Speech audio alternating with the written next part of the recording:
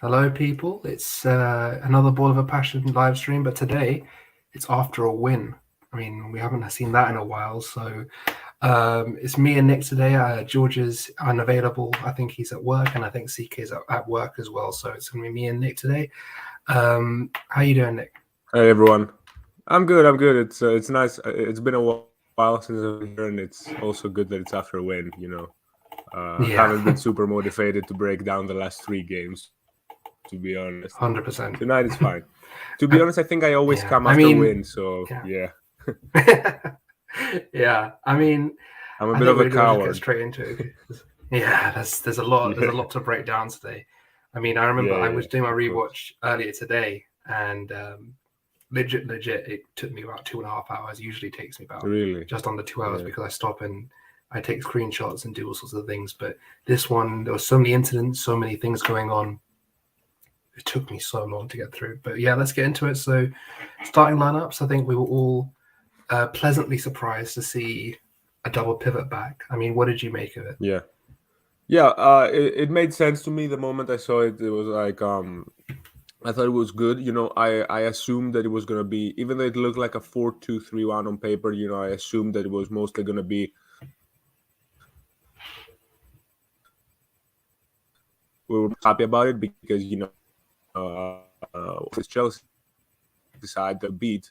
However, teams that have tried to match up with in terms of zones and also pretty much man-to-man in terms of matching up 3 players to press their back 5, the back 3, and then matching up in midfield, and then the 3 players in the back line to match their 3 forwards up front.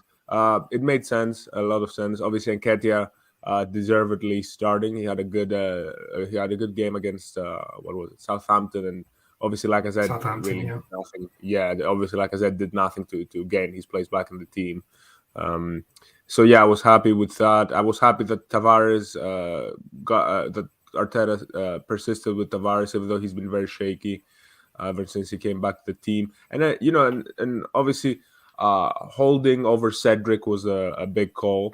But I think it made a lot of sense. Obviously, holding will talk about super sharp. Hadn't played in a while, but I think in terms of his profile and adding that extra presence in the back line, I think it worked well. And then obviously the other huge goal was Elneny over Lokonga, which is something that I've wanted the past few games because Elneny, it's not that really done to or anything. It's just the experience and the commitment. Lokonga has been. I don't think he's been bad ever since he came back into the team, but I think in a big game you go with what's worked in the past. And Elneny, he started the game. Obviously, was against next to Partey, but he started the game last season at Stamford Bridge where we won. He started at Old Trafford last year as well, where we won. He also started next to Xhaka in the 3-1 win at the Emirates, where we last terrible run of form. So he improved from there, and I think he was a good choice, and I thought he was one of our better players. Yeah, I mean, the main thing that I wanted to see, I mean, we were talking about it on the preview as well, is basically the return to basics, return to having 2 men in the center of the pitch to try and basically match up to Chelsea. I mean, you can see that there's a lot of space there that you need to cover, and in build-up you need to be able to create the correct passing angles and the correct passing lanes to actually get out of your shape and into transition or up the pitch in build-up. It's very hard to do, and I wouldn't have minded if it was Xhaka Lokonga in this system. I think the main problem was the system and the lack of personnel where you need them to be, because we were struggling to get out of that first phase a lot, especially in these last 3 games. So for me, I was just happy to see, even if it was a back 3 or back 4, because White was kind of. I mean, we have some pictures and things. It was White was. Yeah, basically it was right changing back. throughout. Yeah, it was changing. It was changing throughout. There's a lot of. I mean, this is how things are. It's in game state. You have different rotations, different zones that you want players to occupy as the game progresses, and you have to change basically to your situation and the person that you're playing against. So yeah, I mean, let's just get into it. So I think the first thing to talk about was really the press, because literally the first like, if you can see in the corner, they're still loading they're still loading the Yeah, social yeah, media accounts, because that's how soon it was. And you can see this 1-2 press led by Eddie, with Erdegaard and Emil up top. And Nick, you sent this to me about how we set up our press. I think the crucial thing is basically using Sarr as a pressing trigger and really clamping yeah, under him, making sure the ball kind of didn't leave his feet, and he wasn't allowed to run, because he was a bit shaky in possession as in for a yeah, couple of the goals. I think isolating him, making sure that that route out to Alonso, because that whole left side, Malang Sarr and Alonso, it was very shaky. Um, yeah, I really liked how we collapsed ball side so quickly. We weren't yeah, just yeah, sort of like going, like last year at Stamford Bridge. We were more allowing them to take their passes but blocking the passing lanes. We yeah. It was collapsed just ball sides blocking the so much space. quicker. Yeah, Yeah, yeah. We blocking the actually space, and pressed this it was time, so quicker. it was, yeah, Yeah, yeah. yeah. Yeah, yeah. There's a Uh, difference between pressing and blocking. So we actually pressed this time. So it was interesting. What did you make of our first half press, Nick? yeah, I really enjoyed it. I think it was spot on tactically. I think because first of all, you said about the press with Nketiah being the leading the press, and then Odegaard and Smith Rowe next to them slightly pushed back, and obviously it matched up as I said earlier in build up because they liked what they do, and especially not even when they consolidate in the middle third, the wide center backs are sort of pushed up. You see it a lot with Rudiger. So it's sort of like it becomes a triangle with a number or a diamond with a number 6, and then the two wide center backs pushed up a little. So I think it matched up really well. And obviously the three players up top did a fine work, both in terms of intensity. Eddie, he was pressing, especially in the first half. He did a great job pressing.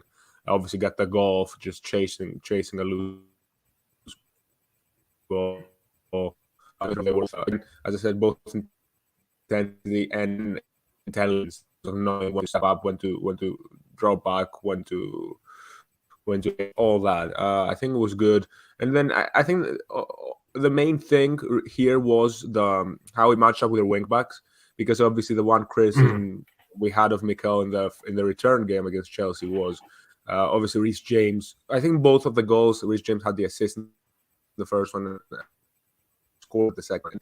He was getting free because they were basically attacking with 5, and we had 4 back, and Saka was playing as the left winger, wasn't back that well. So, and we just had a numerical advantage, and they would always get a free man on the weak side, the right side, which was Reece James. This time, as because we up the 3-for-3, we had Tavares on the right wing back and Saka, who, on paper 4-3-1, but in reality he was more of a right wing back or right midfielder, sort of in the defensive side of the game. He was on Alonso, and obviously this altered. There were a lot of times where we pressed higher. Like you said, when Sarr received the time, you will also see Saka going forward, and then White would step up as yeah, the right back to press Alonso and block the forward passing lanes, Werner as well. So we were trying to double and up they also basically yeah, on yeah, it Sarr. Yeah, was yeah. It was very flexible, and I think Mikel, I have nothing more to say. I think Mikel just got it spot on, and obviously had the plan to execute, and I think they did it.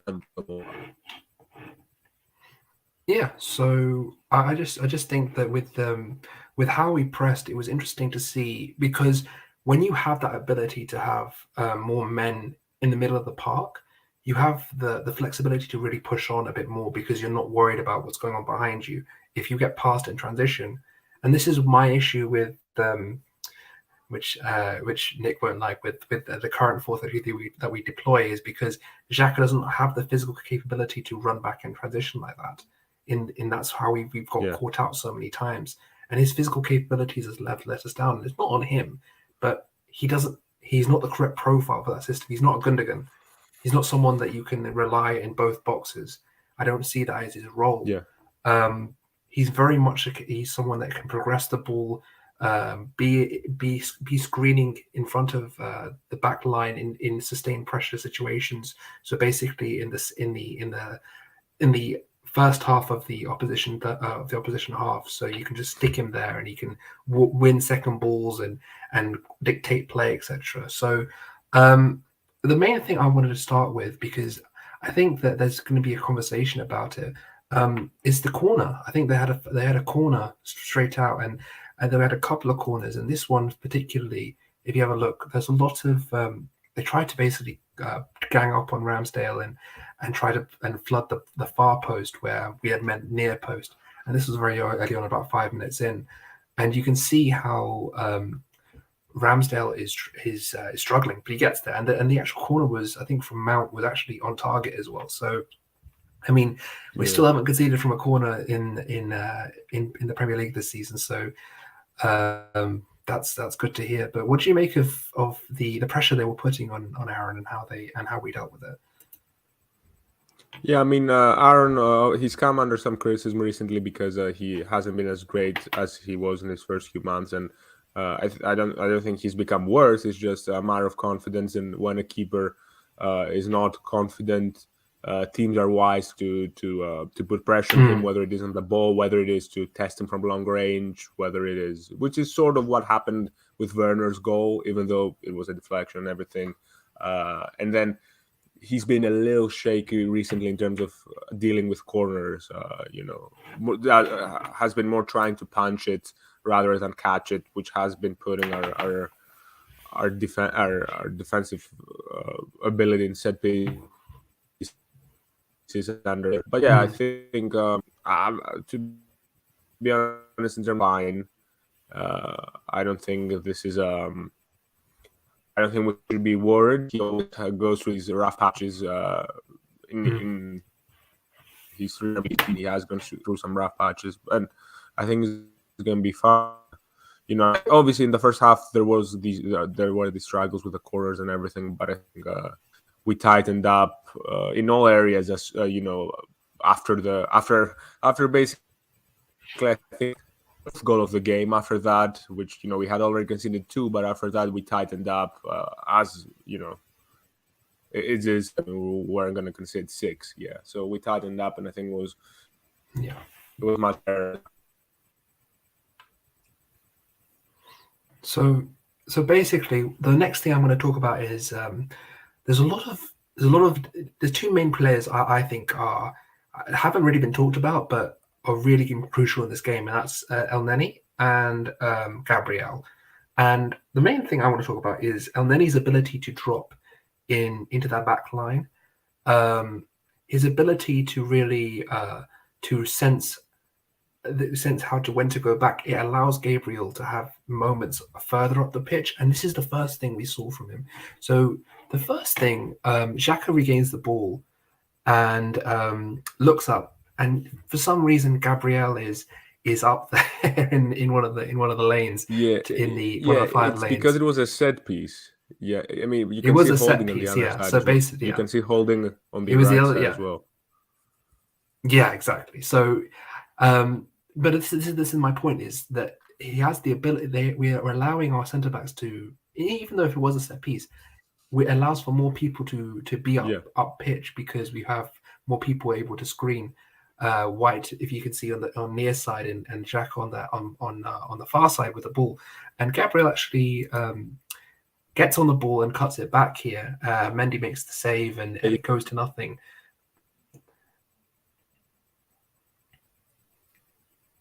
Oh, you there, Nick? Or is it me? Yeah. You hear me? Yeah. Yeah, I can hear you. Yeah, so my thing with this was it allowed, and then the next point we'll back this up as well, is that you have the ability to have that switch happening. And it happened in an offensive setup as well. So, for example, if you look here, basically Gabriel is hitting the man, basically hitting his jewel, and Elneny is the one Yeah. who's able to drop and cover that role. And Gabriel is such a good, aggressive guy in duels. But the question is do you have that cover for him? Do you have that cover for when he does go into a duel and maybe loses it? You need someone, and this is what happens with United and Maguire a lot, because Maguire, he goes out and he hits a man, and if he misses it, then they're in trouble. With us, we have Elneny drop, and you have the ability to have your defenders win the ball high and try and get back in transition. So I think that Mo Gabriel link was very, very crucial to us being able to settle down in that first half. What do you make of it? Yeah, sorry, you broke up a little. Can you repeat the? Oh yeah, sorry. What I was saying what did you make of the Elneny The Gabriel switch? How did you covering. make Yeah, because I got it. I the got it. I covering? got it. Yeah, Yeah. yeah. Yeah, I think Elneny over Lecomte. I think that's the main difference between the two. I think they're a bit more progressive, and then in terms of defensive actions, they're both lacking in general. If you compare them to someone like Party, who obviously is very aggressive in duels and wins everything, those guys are. I think the main thing between that makes Elneny for big games, especially, is his intelligence off the ball defense. Like he knows when to he as you said, he's good at. He knows not to recognize when to drop and cover. And I think in general, we did good work. And I think that the team selection worked as well, because every time. I was talking about the back three earlier. I think it was that every time the ball side center back would step up, then whether it was Gabriel or White was the right back, but essentially a White center back. Every time he'd step up to win a duel, the other two would switch around and cover, and you'd also see Tavares coming in, and then you'd basically still have a back three. Chelsea do it especially well. It was like, just like last year, it was like we copied their setup.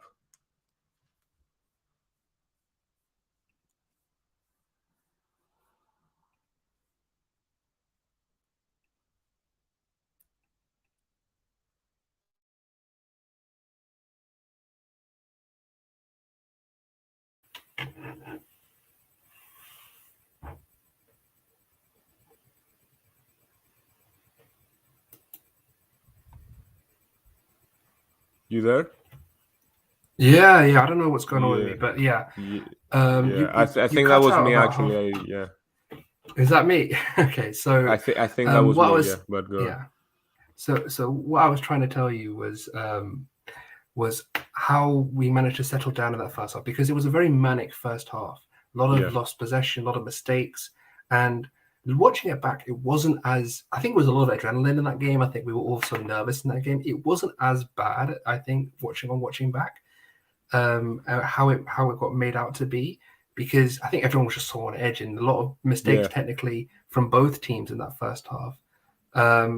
I think like there's a lot of like a lot of transition ball, a lot of sort of like losing the ball in key areas and regaining the ball, I think, from both sides as well. And Yeah. Both sides. Yeah. yeah, so but I think earlier on it was more us, and then we kind of put it back on Chelsea. Let's hopefully Yeah. move on incident free into basically the the first goal. So when you look at it, when you look at what happens, you have Emil win the ball back, and when Emil wins the ball back, Nuno gets on the ball and he just boots it. He boots it as far as he can, and Eddie manages to basically get onto Alonso. I'm not Alonso. Christensen. Yeah. And Christensen. I mean, look at him. Not a great look for Andreas Yeah. Christensen. Of course. And basically, it just leaves Malang Sarr on an island. And when you have both of them together, neither of them can get to the ball, and Eddie manages to finish it.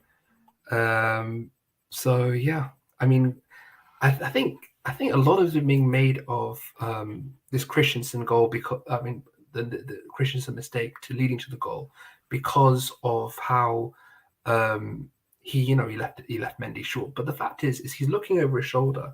I mean, you can see it here with Eddie pressing. You can see where Eddie is, and it's just, I feel like it's a disservice to just give it to, oh, it's just Christensen making. Eddie presses him, Eddie gets onto him, and he makes him make that mistake. And that's going to be a common theme throughout this game. I think a lot of people I saw online saying, oh, Chelsea made mistakes. Tuchel said afterwards, oh, we handed them 3 goals and they scored 1. Well, the fact is a lot of goals that we're going to look through. It's very much that everyone is being pressed into their mistakes. Yeah. And yeah, I mean, the main thing with this finish is, I mean, it's Mendy. I don't know if you watched the AFCON final, the penalty shootout. I don't know if you remember it. Yeah, I don't remember too well, but I watched it But live. but Mendy was literally 1-on-1. Mendy was spectacular, especially in the penalties. And this is not as easy. I mean, Sarr is gaining on Eddie here, and he just plops it past him. He doesn't. There's no ice in his veins type music here. So yeah, great finish. Yeah, I think from what you can see there in the screenshot you showed is that I think Mendy, what he's trying to do is to bait Eddie into the obvious finish. You can see see Mendy's body positioning. He's sort of moving like he's gonna dive towards his near post, and I think that's sort of trying to bait Eddie into going to the obvious finish, to the far post, to Mendy's left, but then Eddie, sort of, I don't know if he saw him or he just went for it, but he actually shot it towards the side where Mendy was aiming. And, I'm saying Mendy tried to bait him, because Mendy actually ended up diving the other side. So it was a very, very good finish, very composed. And, I think, in general, I think the main, obviously we can talk about the tactics in the past 3 games and the mistakes Arteta made and everything, but I think a lot of it was just our forwards were just very short on confidence. And you can see that immediately after we scored the first and then the second, we just started playing very, very fluidly and well. Even Saka looked much better than he's looked in the past few games. He had a good match, let's be fair.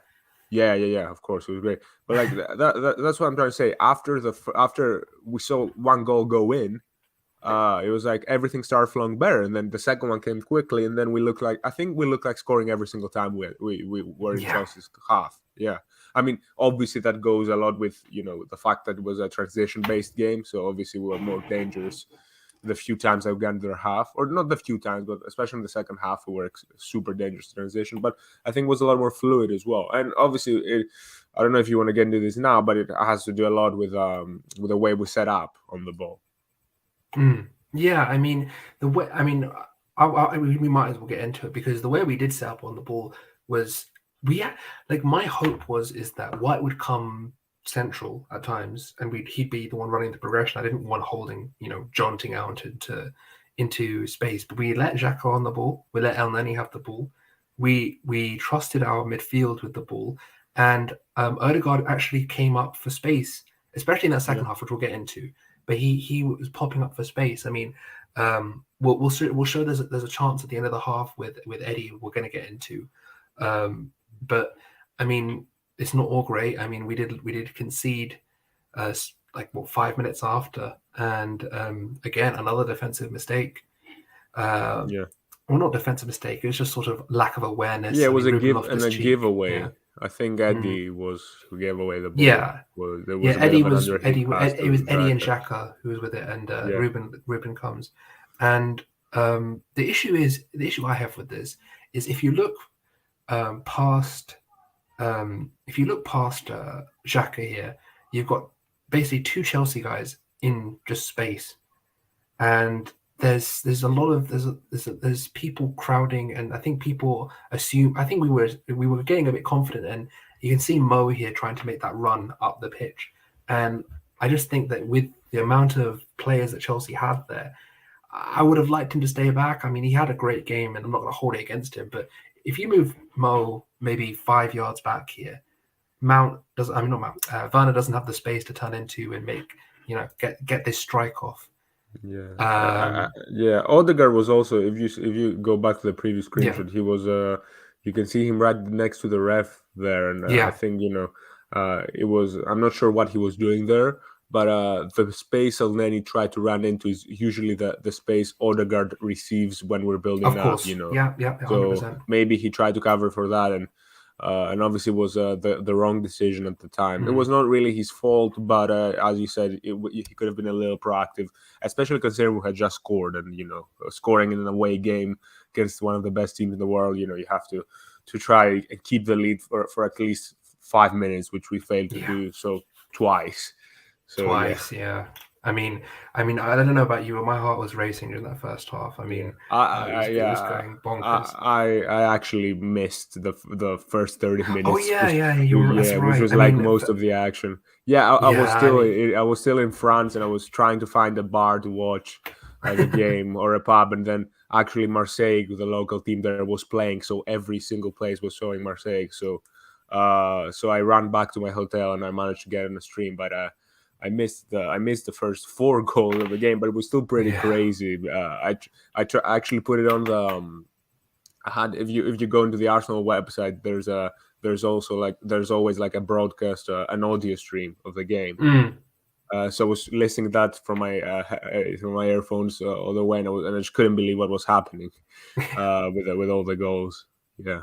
yeah. I mean, we'll get into this. I mean, Werner hits this, and I mean, I think Aaron should save this. Look at his positioning. His positioning is Mm. good. I mean, he doesn't have visual of it, but the way that it just bubbles in, Yeah. I it's I think not. Jacques. I think Jacques has, and if you see the clip afterwards, he apologized to Ramsdale a little. I think he Mm, expected himself to block it.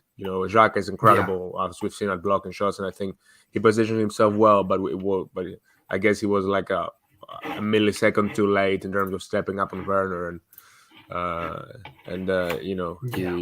it crept in. I don't know. I mean, Ramsdale, it's.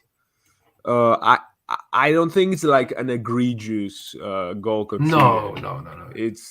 I think the very best keeper in the world is probably save it. I think Alisson 100%. saved it. I think Oblak saved it. De Gea probably, even though he's not one of the best in the world, he's a great shot stopper. I think the very best shot stopper save it, but it's like there are many sorry, there are many things you can blame the goal on. There's obviously the wide giveaway, which was also a foul, which wasn't given, but still you would expect Ben to make better decision there. And then you can see Xhaka, as I talked about a minute ago, not being aggressive enough to block the shot. I think Ramsey was like third in line of the people at fault for this goal. Yeah, I mean, you can see here he's got White, Xhaka, and who is that?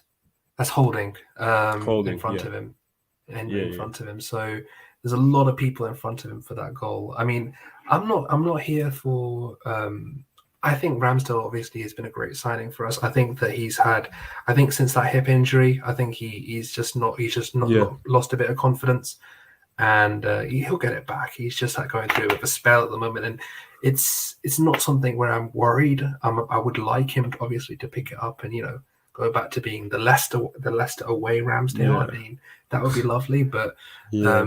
at this moment in And, time, and just the and get the team is not and the team is not playing well. It's not like he's costing no. This is the thing. it's not like he's costing us game on his own. So it's No, hell no, whatever. hell Yeah. no, hell no. But yeah, I think the main like in terms of tactical things I want to talk about during this game, I think the thing is, right, if you look here, for example, you can see how we're reducing the spaces in midfield, and you can see how basically we're playing in this 4-4-2. Eddie's off screen, but basically you have Yeah. this 4-4-2 block off the ball, which is able to spring pretty quickly. I think this is so crucial because of the ability to have those two men there. Where if you go back to Brighton, if you go back to Southampton or Palace, there's one man there, and that just it's just not good football. It's not good to see that. I mean, if you're in the opposition pitch and you have the ability, opposition half of the pitch, and you have the ability to really sit there and go, okay, we're in your half, we're gonna basically score as many as we can past you at this moment in time because of where we are right now, then fine. But when you're in a block, you need the ability to have two men there to really pick it up and make sure that the space is covered and every zone is covered in your half of the pitch. Yeah, for Yeah. sure, for sure. So yeah, I mean, Go on. we'll get into the second goal because it it's such a good goal. I mean, first before we do, I think we all have to we have to go through that what should we call it the Emile goal is so crucial because of Granit Xhaka. I think we should have a conversation about Yeah, him of and his course. ability He was to incredible for that he goal. was incredible for that goal, right? So I'm just trying to find it. But yeah, just have a bit of a chat about Xhaka for a minute, Nick. I'm just trying to find something.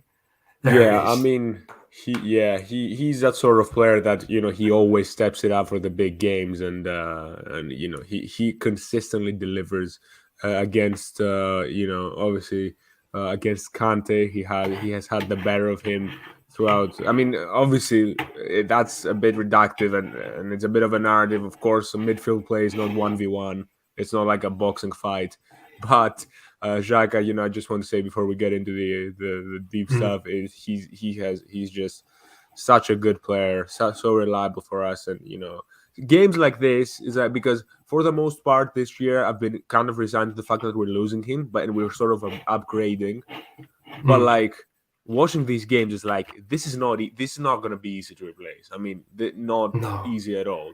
I mean, sort of I mean, impossible yeah, unless you spend ridiculous money, and we also have other areas to address. We're not going to get into transfer talk right now, but this no, is the sort of game which makes me scream like I want him to stay next year. We're going to sign some other number 8 for when we play for free, but Jacques is an essential player to have in your squad on the pitch and off the pitch, as a leader and yeah, everything. for sure. Yeah, he was He's one of those incredible. characters you need in the He was dressing one of room the for best. sure. I think he was the best player on the pitch by far.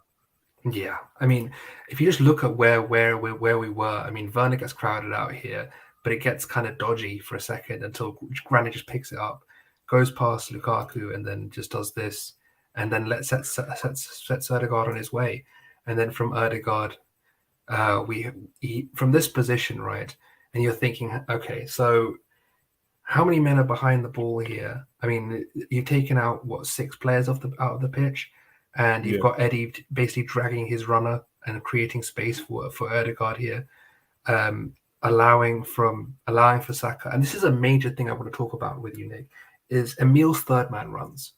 yeah, Emile's ability very to very because good. this is the thing. For example, for that Tottenham goal at home, his ability to run in the box late and be able to be on the ball for cutbacks, Yeah, it's deadly, and that's one of the best chance creation abilities you can have because yeah. it's so high XG worthy as well as being so easy to generate on a consistent basis without being those crazy overperformance XG type of goals.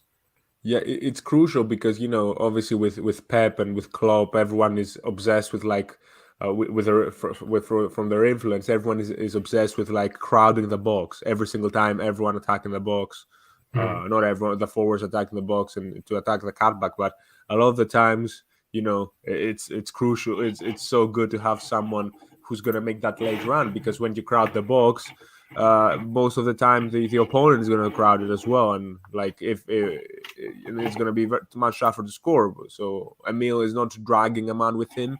He stayed back. He stayed a bit further back, and then he makes that late run, like right in the perfect moment. I think he was waiting for Saka to make the inside pass to either Eddie or Yeah. Martin. And then he was going to attack. Well, I think it was a very calculated move. I don't think he was just running and the ball fell to him. No, no, no. I mean, you can see from here he's quite deep, but when the ball gets to oh, there we go. Odegaard. When the Yeah. ball gets to Ødegaard, you can see his run, and you can see that basically Emil on the ball here has the ability just to basically run in and get into that position Yeah. to get on the ball. Yeah, and an underrated part before we talk about the finish, if you can go back to the previous screenshot. One of the things that I absolutely love about Tavares is that he's a monster athlete and has a very big stride. And here he's crucial to that goal, because I don't think Tierney gets out there as quickly as Tavares to join the front four. He's out there quickly, and he takes I don't know, I think that's Aspilicueta, I'm not sure, but he drags a man with he pins a man back. Whereas if Tavares wasn't there, the player who is on him, Aspilicueta, can jump, can step up on a mill to block the shot. So that's I just want to shout out Nuno for that goal, because it's a constant with him, especially. Not especially because we've rarely ever played a back three with him, but today, yesterday, he was so important that way, and it was so noticeable how quickly he breaks. It's his big stride, and he's very fast and explosive, and I love it for that. I thought he had a good game as well. He did have a very good game, and then obviously the strike. I mean, from this position, the strike was great. It's great strike. I mean, he does so well just being able to place it. I have another one as well. The angle is perfect for him, but it's still a very tough finish from there, because you have to get because Mendy's huge. He's like 6'5", so you can. It's not easy to get it past him to creep it in. You have to hit it right next to the post at good pace as well. It was very aesthetic finish, especially with the fact that he didn't generate any power at all, but the way it just curled into the far post, it was reminiscent of Robert Pires, of Henry. Obviously, it was a fantastic finish. I mean, you can see how perfect he gets it. Like, you can see the ball just literally on the edge of the post, and he's just literally any closer to the center of the goal, and Mendy has that. It was an inch perfect finish. It was very good to see Emil get back on the score sheet, because it's been a while, and there was all this talk about him. No one can cheat XG and all that, but Emil seems to consistently keep doing it. He always gets his tough finishes. He never gets a tap in or anything. He always gets his tap in. I mean, he has had a couple this season against Norwich and Spurs. The Tottenham one. Of course. And then against Norwich as well away. But he always, like, this is kind of a trademark finish with him. Against Watford, sort of the same space, sort of the same position, different finish, a little more powerful. And then I'm trying to remember. I think there was another one. Leicester was sort of a similar position, but much more powerful. Yeah, he's had a lot of those goals where he comes into the middle from the left and just strikes it very accurately, and he's fantastic. Just getting goals, and I don't think anyone expected to. Even the most optimistic people would be like, well, 10 non-penalty goals for Smith Rowe in his first full season in the Premier League. It's a bit optimistic, but he's done it with like 6 games to go.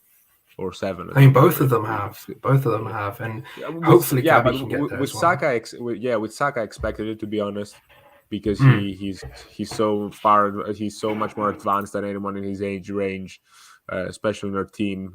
He's more refined and more ready, and he gets into great positions all the time. With Emil, it was more so, I think his ball striking last season, it was good, but it was very inconsistent. I think he didn't get his first Premier League goal until with 3 games to go. I mean, obviously he came on Boxing Day, but he had some good shots. Obviously that great shot against Spurs, where he hit the bar. He's always had that, but it was a bit inconsistent. And I think in preseason in the summer of 2021, it was the first time we saw him shoot more. I think he got only 1 goal or something, but there were a lot of times where he shot it with his left, with his right, hit the post a couple of times, tested the keeper, and then before he got his first goal against Spurs, there was also should have scored against Brentford and Norwich at home. He got into great positions, but ever since he got that first goal, he's just been scoring non-stop, and it's been great to see. Same with Macayo. They got their first goal of the season in the same game, and they haven't stopped since.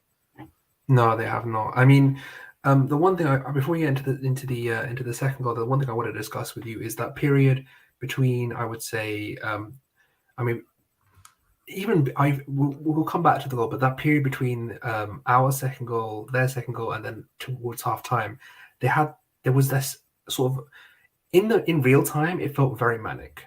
I can tell you that right Yeah, now. From when I was watching it, I very can manic. imagine. Yeah, actually, that's what I was meaning to say. That like rewatching the first half, I rewatched it like right before we jumped on. Is like I didn't find it as bad as everyone said at the time, This is what I was but going to say. yeah, you mentioned it earlier, but I can imagine how in real time it must have been super Yeah, bro, nerve your wracking. heart is going. I mean, Yeah, I'll tell you this: when the lineups came out, right? My tweet, I was like, "Thank God, 3-2 build up. We'll actually have men in the middle of the park who have the ability to move into the final third, and it doesn't matter if it's a back three, back four. We might even play like with like an elbow four, if that makes sense. Like three men in a row, and then Tavares up." yeah, Because I don't really see Bukayo making that sort of like that right wing back role. I think he'd be pretty high. That was my thinking because of Alonso. I didn't think he'd be that so low to be make it a five. But yeah, it was interesting, and there's a couple of like in that period before we are going to get the second goal in a second. But I want to talk about how we managed to just sort of the game sort of managed to get into this sort of scrappy kind of everyone kind of making mistakes. No one can sustain it more than a minute of pressure at a time. And do you think it was nerves? Do you think it was just a tap? Everyone just wanted to get their breath back. I mean, what did you make of it? yeah. I mean, I think from us, I expected it because, as I said earlier, it happens a lot We with haven't won teams a that game are, in three yeah, games. we Yeah, haven't I won a game. understand. And Very low on confidence, and obviously that's where you can attribute the misplaced passes and the underhit passes and the giveaways on the wings and everything. There was a lot of that, and that's I think it's fair to say that it was down to our confidence with Chelsea. I don't know. I think they got sucked into that type of game, and I think with the way we broke quickly, a lot of the times I think Chelsea felt like when they won the ball back that they had to break quickly as well. I think that happens a lot. Other than with Man City, who are always they never get carried away. But with most teams, when they see a transition game, they tend to get carried away, and then it becomes sort of a basketball game. Like the other game that I remember at Stamford Bridge this season, which was like that, was the Liverpool game, which ended I think 2-2 with like 4 goals in the first half. That was crazy, and it was up and down, up and down, up and down. And I think Chelsea are a team that can get sucked into that sort of game, and obviously they're coming off. I think I can't remember what they did last week, but I remember they beat Southampton 6-0 and all that. But you can see before that they had that terrible game against Madrid Brentford. and Brentford. They're not on a great spell at all. And also there's a lot of the off the pitch stuff with their owner and everything, and not great vibes around Chelsea right now. I gotta say. All I'm going to say about Chelsea is that it's going to nearly a month before the window, and they're still not Yeah, owner, and they still can't do yeah, any that's transfers. crazy. And Like, if I'm a Chelsea yeah, fan right now, I'm a bit worried because yeah, not because you're going to go into an administration or anything insane like that, but you can't trade anything until until this ownership yeah, comes in, and it's just not happening. And it's yeah. nearly May now, so Yeah. I mean it's a bit of a tangent, I know, but like I'm a bit cautious because I don't know how quickly they're going to be able to implement their plans. They're going to want to do a deep Of dive on course. the business. Yeah. I Yeah, mean, even if they get a new owner in June, it's not like in July they're going to be spending 200 million. I don't think it works like that. no, no. So yeah, there needs unless they get a new Roman, but in general, if they get a more patient and regime where they like to plan things, I think it's going to take a while, and I think if their objective, obviously, in the beginning of the season was to challenge for the league title, they've fallen way short of that, and I think City and Liverpool are only going to get better in the summer. With Haaland and Liverpool, they're definitely going to make some signings, and And obviously Arsenal and United are probably going to improve as well. Spurs, it's a bit of a nervy time, I think, for Chelsea fans. For sure. All that Even could be Spurs nothing. might get better. I mentioned, probably, but I think it could be nothing. Like maybe they get a new owner tomorrow and then they spend 200 million in the summer. But I think there's a decent chance that it goes very wrong very quickly for them, at least in the short term. I think if they get a good ownership, they're definitely going to be good in the long term. But well, I don't know. Maybe they're not going to be able to spend as much money as they have. Chelsea are very reliant on that. But on the other hand, they have this incredible academy, so maybe they start using it properly. So we'll see. It could go wrong in many different ways. It can do a lot of things. We don't know what the future's going to hold, to be honest. We have no idea because it's so volatile. But yeah, I think from volatile Chelsea to volatile Arsenal, because this second goal is not one that I'm very proud of. If you look at this, I mean, White gets dispossessed here. Do you reckon this is a foul, Nick? I'm a bit. I don't really know. I think it's. I think it's soft if it's given. I'll be honest. I think it's a foul, but I don't think it's one that's going to be given through VAR after a goal is scored. No, I don't think I think if the ref sees it first time, I think I would give it, but it's if I don't know if that happened to Chelsea and Malang Sarr gave it away like that, I'd be like, come on, play on, right? Yeah, 100%. Which is why I'm not it's a bit of a 50-50 call. Yeah, I'm not outraged either, but it's not David Luiz and Wolves. You know what I mean? It's not like it's nothing like that. Yeah, but on the other hand, I can see why Mikel was so frustrated after that. He had a great reaction. Beautiful reaction though. Did you see it? Beautiful, yeah. But I saw that. Sorry, it was beautiful. But it's I mean when you get fucked over by the referees every week, at some point even the non-obvious calls, they seem egregious to you because it's happened so many other times. So, but yeah, I don't think it was like a game-breaking call or anything, or non-call by the officials. Yeah. The one thing I was going to ask is, obviously Nuno, but I mean, me and you are quite vocal on our Mount opinions. But what do you make of this cross from him? That was a fantastic cross. It was a good cross. It was a great cross, but like Nuno has to do better there. I mean, 100%. I mean, look at this. Yeah, you can see it's just poor awareness. Like Tierney's never letting that go through. No. Yeah, and it's not like Aspilicueta. It's not like he's Robert Lewandowski with his off-ball movement. He's a center back. I mean, Robert Lewandowski only scores in the box anyway, so we're not looking at that kind of player here. We're looking at Cesar Aspilicueta, who seemed to be pretty jovial with the fans this time, but not so much later on. So, I mean, I want to talk about Eddie because there's a lot of things I want to say about Eddie. He was so good. I think he was so good. There was an attempt with towards the end of the half with Ødegaard. I mean, not towards the end, but in the middle of the half with Ødegaard and him and Saka combining, where Ødegaard picks it up. Actually, one thing we've been praying for him to do on this channel is just release Bukayo and get Bukayo up the pitch, and then Bukayo comes back and that's when he nutmegged Alonso. So Eddie Saka receives it in space. He gets up the pitch, does Alonso, and then Eddie. And this is what you want from a striker, and this is what I really hope in the summer happens, is because we need someone that will be in this position consistently, which Laka is not. Yeah. If we have someone like this, someone who strikes it as well, strikes it well. I mean, if you have someone who's able just to hit cutbacks, hit crosses. I mean, you saw against Southampton how many crosses we were putting in the box, and the inability for us to actually put those crosses away. It was a syndrome of last season. Of course, this season we've been more diverse with our attacking routes. But we need someone just to stay central. And this is why I'm so pissed off with the constant Lautaro Martinez people from our fan base. I can't. And even Darwin, I like Darwin. I think he's a great talent. But I just don't want a left channel runner. I don't want a right channel runner. I want a central presence.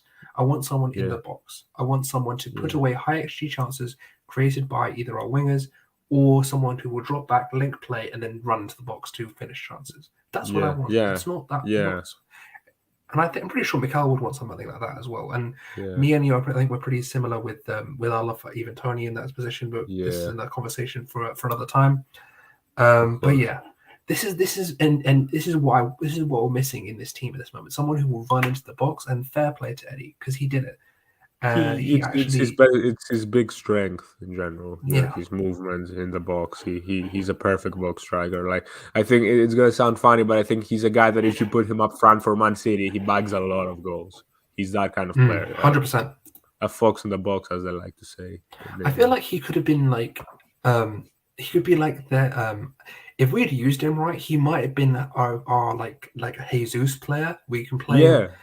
He can play on the left as well. Look, I remember in preseason when he was doing he was balling on the left. Yeah, he was good. Yeah, I think in general, I've seen the suggestion that like Arsenal are looking to sign 2 strikers. I find that ridiculous. Like, what club has ever signed 2 first-team strikers in the same window and 1 backup? It's bullshit. It's never gonna happen. It's never and it's even more egregious when you have talents like Eddie and Flo Balogun in the club. Like, what do you want to do? You want to sign? I don't know. People say, "Oh, I want DCL and Nunes," and like, what the fuck? I mean, no need to get into it more. But like, when you have a player who put in like a 10 out, you have a center forward who put in a 10 out of 10 at Stamford Bridge, and like you let him go on a free. Yeah, like you have a lot of time in the club. You don't need to like sign 2 strikers. I'll put it very simply, right? So Lacazette is going to be leaving the club. I think Nketiah will leave the club. I'm pretty sure Pepe will leave the club. Okay, so with Balogun coming back, I think that's the Eddie replacement. I think you could have both in the squad, to be honest, because I think you could as well. I'm pretty sure you could. I don't think we will. Flo is very good on the left. He is as well. But my point is I don't think Eddie will want to stay. I think probably. I think that ship has sailed. I think if he was to sign a new contract, he would have done it already. But I don't know. I mean, look, if Arteta starts him in the next 6 games and we get top 4 with Eddie starting, I really hope we don't do that. I'll be honest. You know why? Really? It's because we've had so many times where we've had players playing pre-contract, and it's not like he's playing for a contract. He's playing for his next move. Let's be real. I don't think he wants to stay, but if he does stay, it just puts so much pressure on that next contract, and I just feel like he needs a new start. I think he needs. Yeah, but it's not like if he signs a new contract, he's going to be a starting number 9 next season. No, it's not like we're going to rely on him. He needs to be in this point of his development. He needs to be probably, yeah. And that's the issue. I mean, my point is, say you have Balogun as the Nketiah replacement, and then you have your striker for the Lacazette replacement. Yeah. Yeah, that's perfect. Leave. And then we're probably going to get a Pepe winger leaving. as well. You need a wide player replacement. Yeah, so I think we're going to get that Gakpo fella. Gakpo or nudge Gnabry, something like that. Somewhere you have the ability of a player who can play on the wings as well as play across the front line, basically, like a Jesus. Someone who can play across the front line and fill in for spaces. Someone young who can develop with this squad. That kind of player, I think. That's the issue, because we need that ability with the 5 substitutions as well coming in. You need that ability to have more attackers come across and come onto the pitch when you need them, as well as having it will allow more flexibility for substitutions. So you need that ability to have depth in attack as well as defense if you need to. But another point I was going to make is I just don't feel like having 2 strikers in one window makes any sense. Yeah, that's what I was talking about. It makes no sense because, like, first of all, let's say we sound like an 80 million pound striker for our starting number 9, then we sign like a cheaper one for our backup. When's the backup ever gonna play?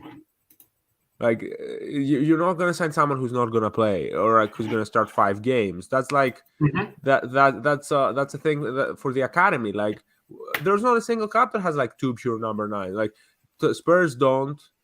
Maybe you could argue that they should, because Kane is a bit injury prone and he's been very overtaxed. But like, Chelsea don't, and they don't need more than one, and their one is not doing very well. United, they don't have any. United don't have a single number 9. What is Havertz these days, though? I mean, what is Havertz these days? But what I was trying to say that Havertz is he's okay at number 9, but he's not. He can play more A true positions, number and nine. that's my point. I get your point. Like yeah, I'm genuine because like part of me is like he's like a link forward side, like a DLF, something like that. Part of me is like, but I don't think he's a I player don't think that he's can like a play with. 9-9. Yeah, he's not, he's not and he can play with other, Rosario, you know, type. and he can play with an he can play with a number 9 as well. Whereas, let's say, I don't know, let's say you sign DCL and Weghorst, something like that. For example, 2 pure number 9s. They're never gonna be able to play together. It's pointless. Like if you're gonna sign the second number 9, he's just gonna have to be mainly a winger, I think, or something that can fill in. And then obviously you have Balogun, who has to play, and the club clearly believes very highly in him because they gave him like a huge contract last season. He gets like 50K per week, and he's barely ever touched the pitch for us. They believe in him clearly. Arteta does. He went through a lot to convince him to stay, and then Martinelli can play on the up front as well. He at some point, I assume at some point, some place he's gonna get the chance to play because people have been crying out for Me. mainly referring to you, but it's been going on for a while. I think at some point he's gonna get his chance. Actually, he did come on yesterday at number 9. We can talk he about did. it later. And the thing is, we'll get into it because I wanted to ask you about him. But now let's just finish the first half because there is one final chance that I need to talk about, and this is this ESR chance.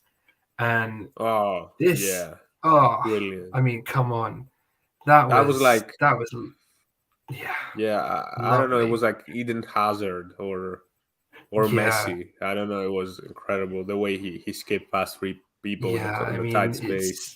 It's just so good. I mean, this is the thing about it is that it's basically like if you look at where he receives the ball. I mean, it's just loading now. But if you look where he receives the ball, he's surrounded by them. He's legit surrounded by them, and his ability just to. And do you remember? I don't know if you remember against Sparta Prague last year. The assist for Pepe. For Pepe, he just runs through their entire team, and it's just such a cool one to see. And like if you look at how where he gets to and where his ability to get that ball getting off into the actually getting it into the off from his foot, because if you look where he is, he has no right to shoot from there. He has no right. 2 men have their foot basically challenging, and he just skips past them. And I think he should score, to be honest. I mean, Mendy is Mendy, so he makes you hit those corners. Yeah, he should. He should score. He did everything right. Yeah, he has a lot of space and he has the ball. I think he would expect himself to score from. He would expect from himself to score from there. But yeah, thankfully, didn't come back to bite us. But one thing that's consistent that I can't stop raving about in all these screenshots that you've shown is like the structure. Tavares is always there. Tavares is there. Saka has made the run in field, but he was keeping weight from the other side. Odegaard and ESR are between the lines, and then you can't see it in this one because a bit earlier was that you had the behind the front 5. You basically had 3 men. You had Xhaka, Elneny, and White, sort of like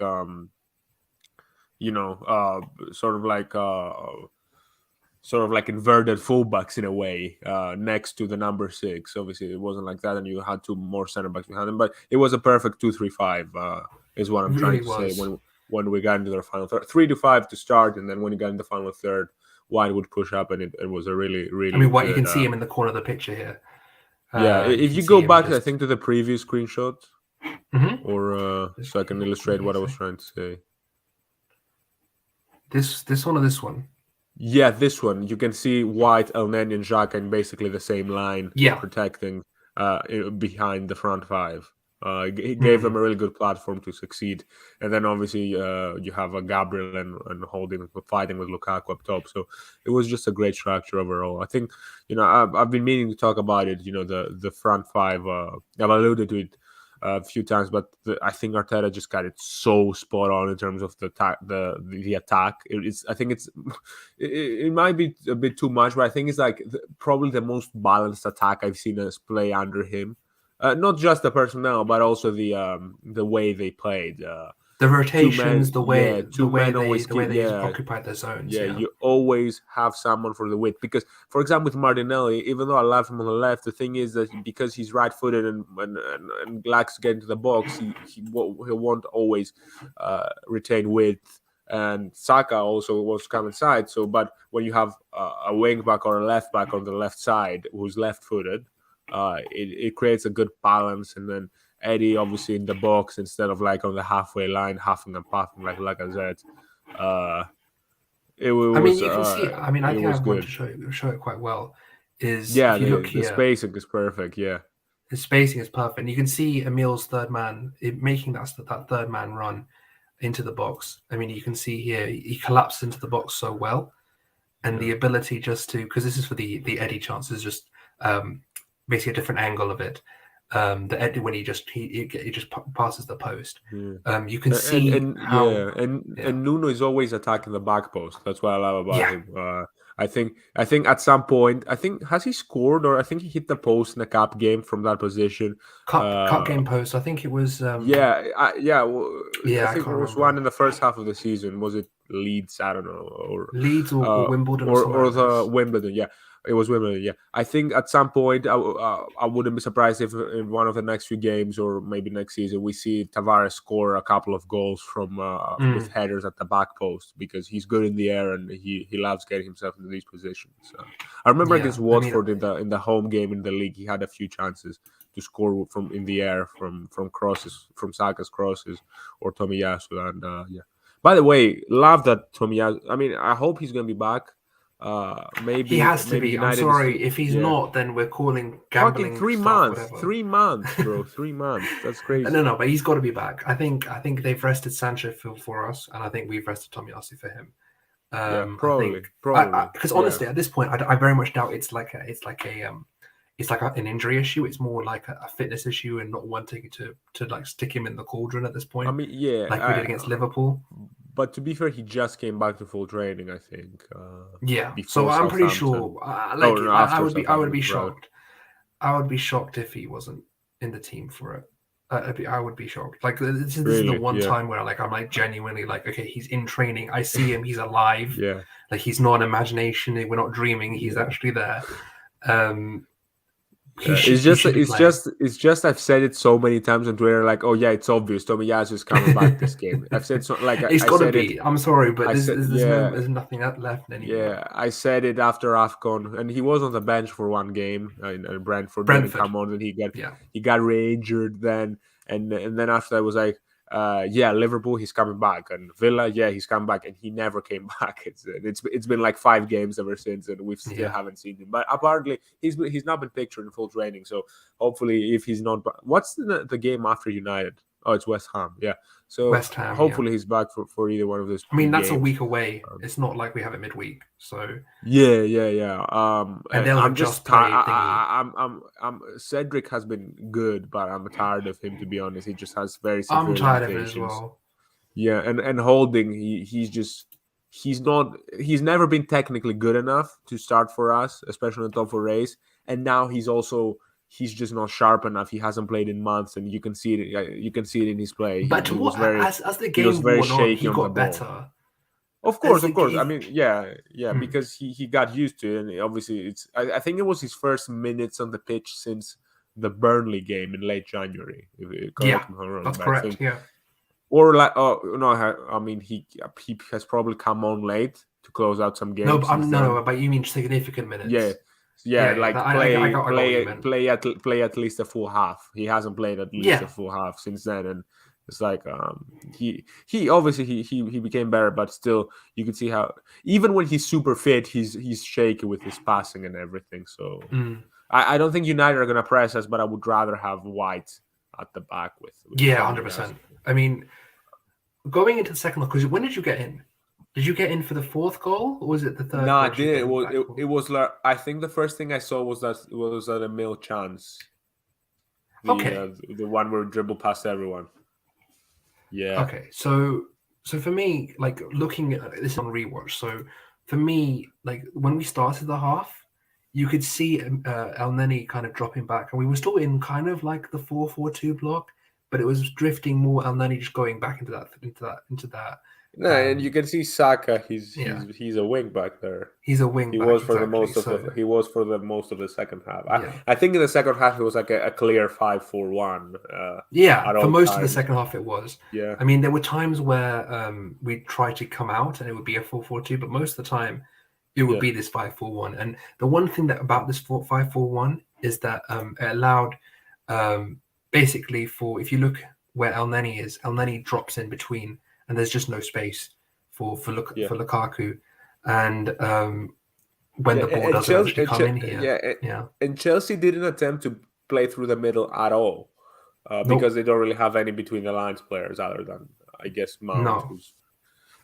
And they didn't attempt to play through the middle at all. So when they went wide, it was very easy for Elneny or Xhaka to drop into the back line to be the sixth man to defend the cross without like being worried that, they're going to leave zone 14 open, because Chelsea had no one in that zone just outside the box.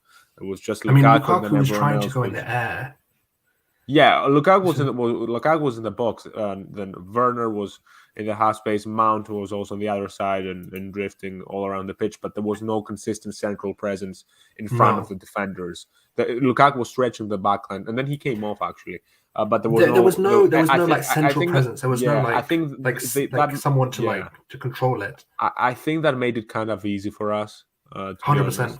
100%. This is what I was trying to say. It's not easy at all to play like through the middle against a 5-4-1 block. It's close to impossible, but at least to have a presence there, I think it makes, especially when Arsenal were shaky defensively throughout the game. So like, I thought that Chelsea could have made it much harder for us. I think they I'm genuinely. just going to set something up, Nick. Keep talking. Yeah, did they create a single chance in the second half? Like a big chance. Were you worried at all? I mean, I was worried when we scored the third goal. I was then worried that we were gonna cough it up late. But it was just me being It was just me being nervous about my favorite club. Yeah, it was. I don't think it was based on like logic. It wasn't. They didn't look like scoring at all. I mean, there was that one. It wasn't even a shot. It was like Ramsdale, sort of. If you remember, there was a cutback and Ramsdale punched, got his hands to it, and then it fell right into the box, and someone cleared it. But no clear-cut chances, no big chances, and inversely, when we broke, we looked like scoring every single time. It was incredible. Pretty much, especially after we scored the third. With Eddie, which was I guess we'll get into it, but like it was a fantastic finish. Fantastic finish, yeah. I'm just going to set up something because I wanted to talk about the what the point you literally were just making with the lack of ability in this team for basically to set up anything centrally, and Chelsea. Chelsea, yeah, because it's such a poor setup from them, and it really is something that needs to be highlighted because basically they were trying to play in sort of like a 3-2-5, but there was nothing here. And I'm just going to share my screen quickly. We're adding new things, people. We're doing things that we. That are interesting. So just here, I just wanted to show you basically how, if you look at this team and you look at how they move, there's nothing. If you look at this middle area here, there's no one here. There's just no one. They vacated the center of the pitch so much of the time that you can't. There's no movement from Ruben Loftus-Cheek to get in here, or from Mount to get in here. There's just no one there. And without that, they don't have the ability. Because the thing is, if you're playing as this 5-4-1 block, the space is central because there's a space between, because both your eights are basically like just trying to occupy their zones. But if you have someone between the lines who's able to, make this run for Lukaku, or Werner make a run, or something like this, you have the ability to create a chance. But they had no one. The whole thing was basically just get it to Reece James, and Reece James comes across, and Lukaku makes a move, and this is the ball. So it's just not. It wasn't something that I was like sort of super scared with. It wasn't like a major issue, and even there were times where literally I would skip like 5 minutes and nothing would happen. Like I would. I remember, and this is like real time. I'm not talking about on the rewatch. Don't worry, people. We do our proper rewatches here. We don't just pretend.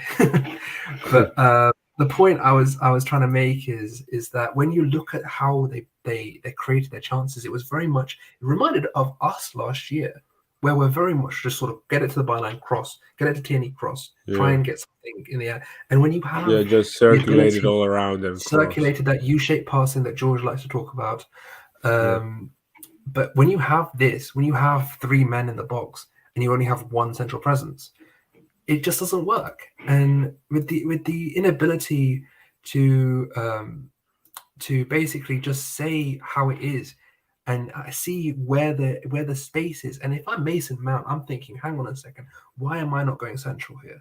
Why am I just sticking to my zone and not trying to take control of the game here? Because Mason Mount is the one guy I think in this Chelsea team that you'd want to be, picking that ball, getting into areas. I mean, I know he's only got 7 open play assists. I know accounts like to tweet that, but at the end of the day, he's their creative force. Yeah, so he is. Yeah, I think the main flaw with Tuchel's system, and it's his flaw, but it's his setup's fault, but it's also I think an inherent fault of playing with like 5 defenders, because pretty much every team plays with like a 3-2-5, all right, or something like close to that. Yeah, some variation of it.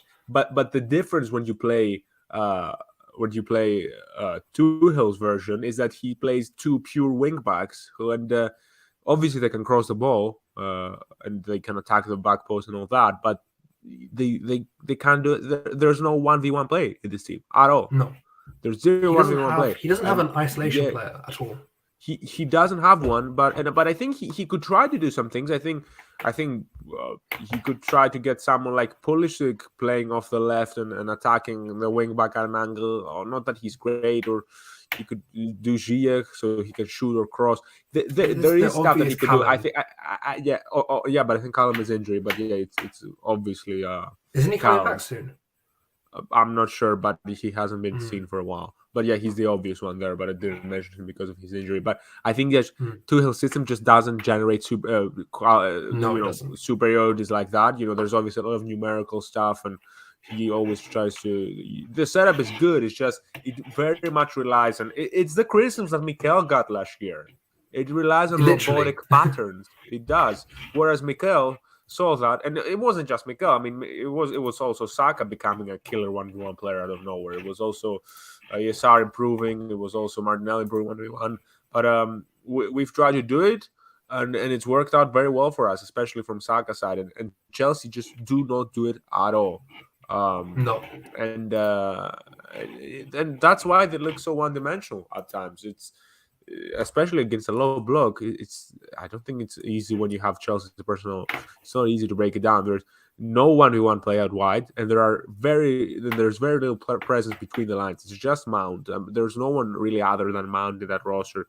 Obviously Hudson-Odoi as well. He's not even central though. He's sort of like in his own. Yeah. I think they're trying to try this half-space creation technique that Pep tries, where you just get it. I mean, we did it last year, and it's like Saka crosses, and it was like Tierney crosses every single possession. Tierney cross to no one. Yeah. I mean, we even tried it against. I mean, we did it against Southampton a lot, but yeah, I think let's get into this third goal because I think another Eddie monster class here. I mean, I tried. I'll tell you this. I did my rewatch just before this, just like you. I tried so hard to get like a good screenshot of this Eddie spin, but literally this is the best I got. I literally couldn't time it exactly to get like something great, but Eddie literally spins his man and basically Saar basically miscontrols it and gets Eddie into space, and Eddie just sticks there. He sticks, and he gets on the end of the ball and he finishes it. Another great finish. That finish is like, it's legitimately hard. It looked like scruffy, but it was generally like a really good center forward's finish. Pressure. There's so much pressure on the ball. Yeah, there's so much pressure, and it's with his weaker foot as well. I don't. Have you ever seen? I can't recall Eddie scoring a goal with his left foot, so it was good to see that. Oh my god! Do you remember? It's not something he does regularly. Well, Everton. Do you remember Everton away, where he had that weak foot shot in onto the bar? Oh yeah. I remember that. I'm just like, oh.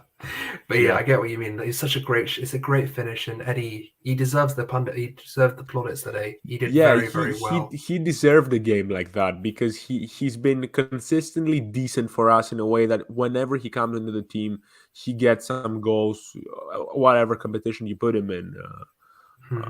Obviously, it's all been. This actually might be his best season for us. Maybe.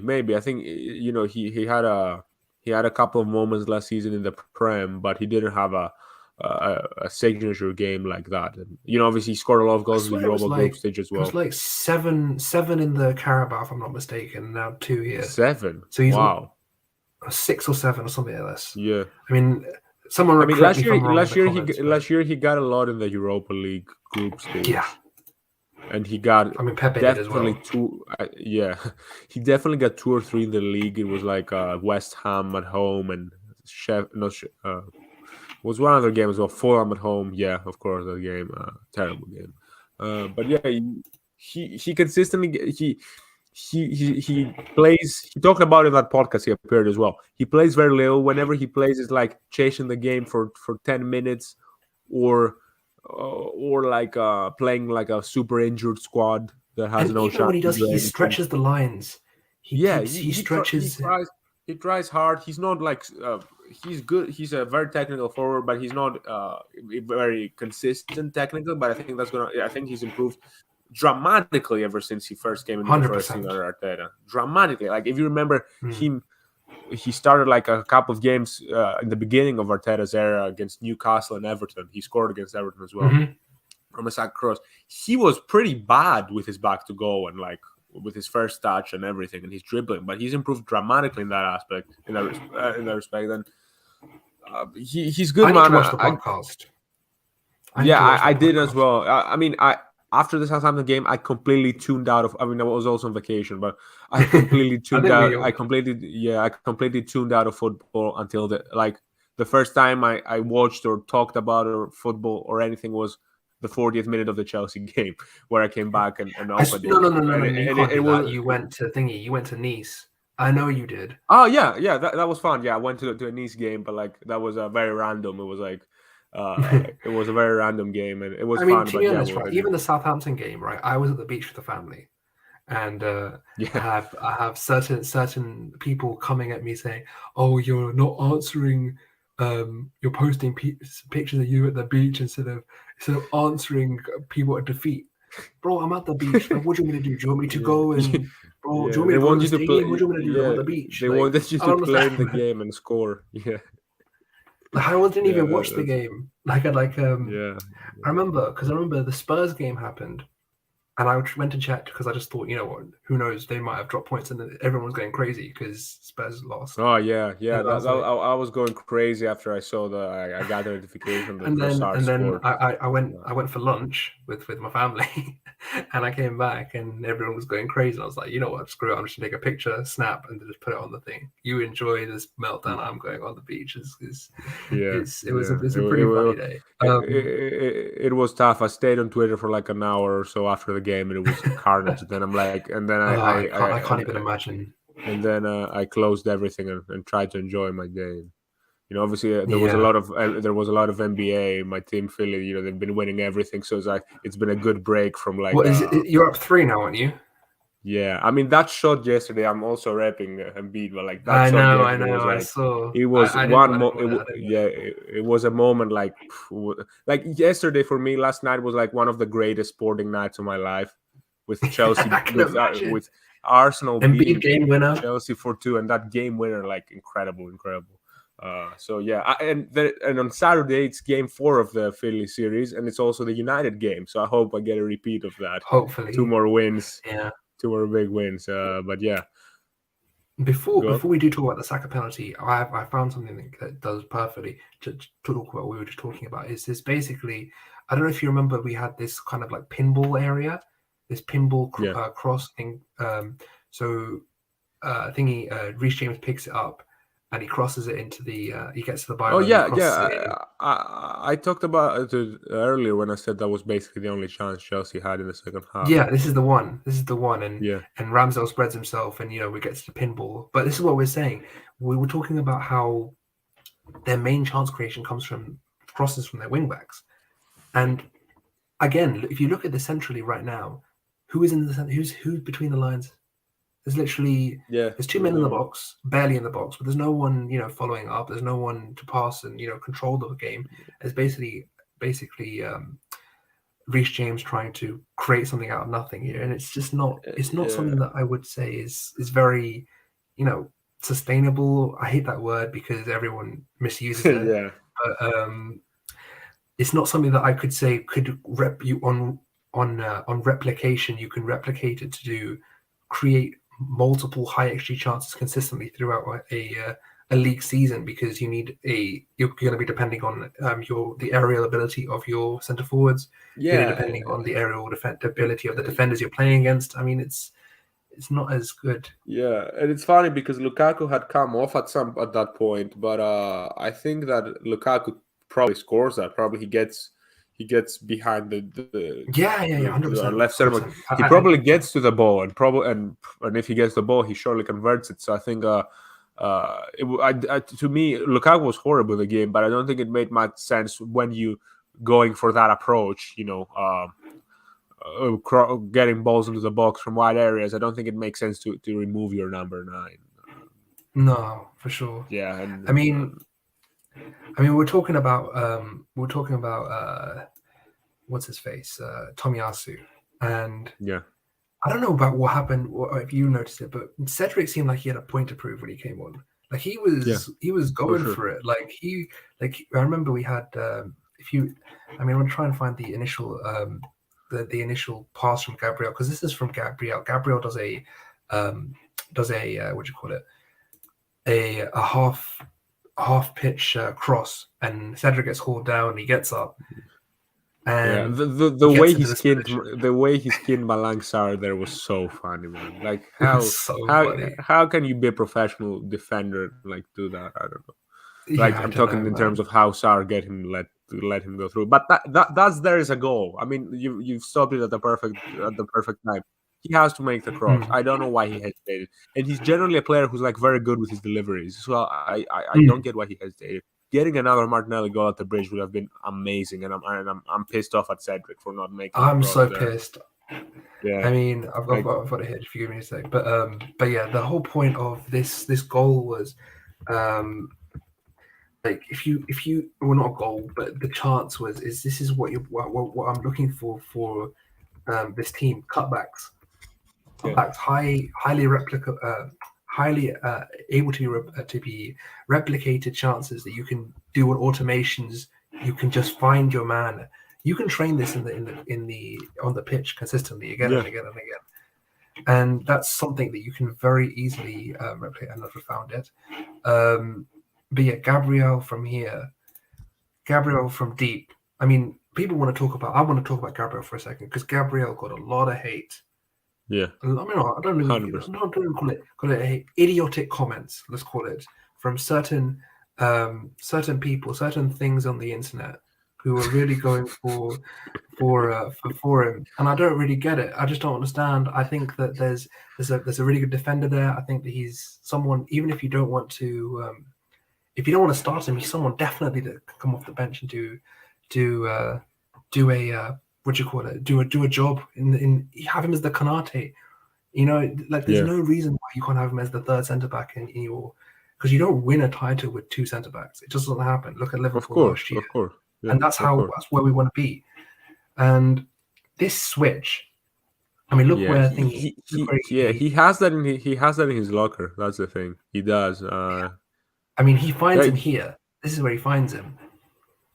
yeah. So Like to me, Gabriel has always been like a legitimately good passer. It's just is that the issue is not the technique. The issue is like the way he just yeah, he I was becomes I was br- I he was I becomes was brain dead the cursing him with moment him though. any pressure comes next to it or comes around him. But when his head is clear and he's not losing it, and he's Mm. there and he's able to pick out that pass between the lines or the switch, he has all the technique in the world to pull it off, and he does it consistently.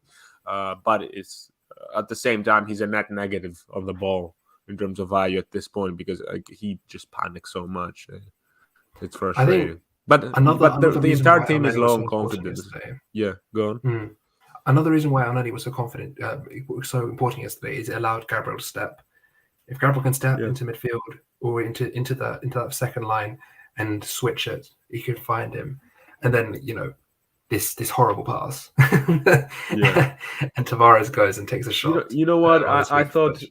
I expected Nuno to do better because he can strike the ball very well. But Yeah, he it is his have you weak foot noticed though. have you noticed how? No, man, that's what I was gonna say. Have you noticed how much he shoots with his right foot? It's very It's strange, isn't incredible. it? He shoots with it all the fucking time. It's incredible. I don't know why he does so. Like I remember a game.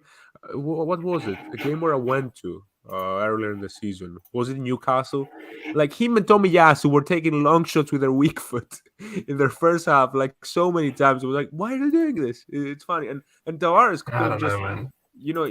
if he takes it first time with his left foot, I think he could easily find the bottom corner. But he Mm. hesitated, and then he got that shot was comical. But yeah. And then you get, I think, I mean, I'm just gonna say, if Xhaka does this, he's off. Ah, yeah, If that's terrible. like, I mean, That's come on. I mean, that's that's the poor. second of the Yeah, game as well. yeah, I know he got a nick on the ball, but hang on a second. Did Xhaka get a nick on the ball yeah. against City for the I was first three convinced it was games? gonna be when they were checking the VR. I'm like, yeah, that's 100% red card. I That's expected them to give him, 100% a but red. yeah, But no. And then the penalty. I mean, it's another Azpilicueta proud he hilarious was. play. Like it's another hilarious play. I mean, people talk about Arsenal defenders having the Bozo gene, but like these Chelsea This is guys are not Mustafi-esque, I'm serious. telling you. Yeah, I mean the back pass by Christensen, the Malang Sarr in one of the goals, and then with a Cedric chance, Thiago Silva when he got turned by Nketiah, Azpilicueta here. It's just terrible defensive play all around.